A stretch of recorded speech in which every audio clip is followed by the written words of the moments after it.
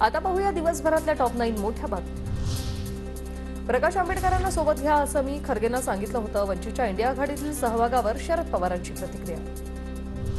कोणी सोबत येत नसल्यास लोकसभेच्या 48 जागा स्वबळावर लढवणार, वंचित बहुजन आघाडीचे प्रकाश आंबेडकर यांचा निर्धार। म्हटलं की मला हार्ड निर्णय त्या ठिकाणी घ्यावे लागतील। उद्या हे एकत्र येणार नसेल तर आम्हाला असणाऱ्या सगळ्यांना 48 जागा आम्ही लढवल्या आणि त्याही ताकदीने लढवल्या पाहिजेत। उद्या काय होईल त्याचं असणारं सोडून द्या। 28 तारखेनंतर महाविकास आघाडी आणि वंचितची बैठक घेऊ, जागा वाटपासंदर्भात बोलू, संजय राऊतांची माहिती। मुंबईत आंदोलनाला येताना वाहनात कोणत्या वस्तू ठेवायच्या ते सांगू, मुंबईतलं 20 जानेवारीपासूनचं शेवटचं आंदोलन नसेल, मनोज जरांगे यांचा सरकारला थेट इशारा। मुंबईत आंदोलनाला येताना वाहनात कोणत्या वस्तू ठेवायच्या ते सांगू, मुंबईतलं आंदोलन हे शेवटचं असेल असं देखील म्हणत दिला इशारा। त्यांनी घरी राहायचं नाहीये, आपल्याला सगळ्यांना आपल्या लेकरांना न्याय घेऊन येण्यासाठी जायचं। मात्र हे आंदोलन शक्यतो शेवटचं असणार आहे, शक्यतो, कारण येताना आता आरक्षणच घेऊन यायचं। मराठा समाज मुंबईत धडकणार, आंदोलकांची अडवणूक करणार नाही, हे फडणवीसांनी पत्रकार परिषद घेऊन सांगावं, जरांगेंचं आवाहन।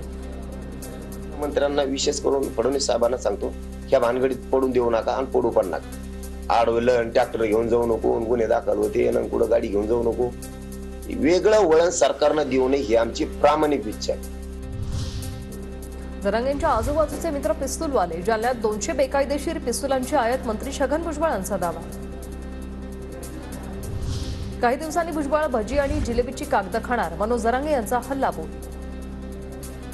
कागद खाणार आता काही दिवसांनी बघा तुम्ही, ते नसतात का भाज्याचे त्याचे असे कागद जिलेबीचे, ते कागद चगळू नाही तिने आता, ते लयच कामातून गेलं, लयच याडा पाठ लागला होते मंत्र्याच्या हाताला।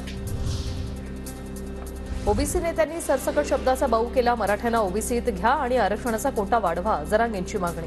तर मराठा ओबीसींना समान सवलती मिळाव्या, ओबीसी नेते हरिभाऊ राठोडांची प्रतिक्रिया।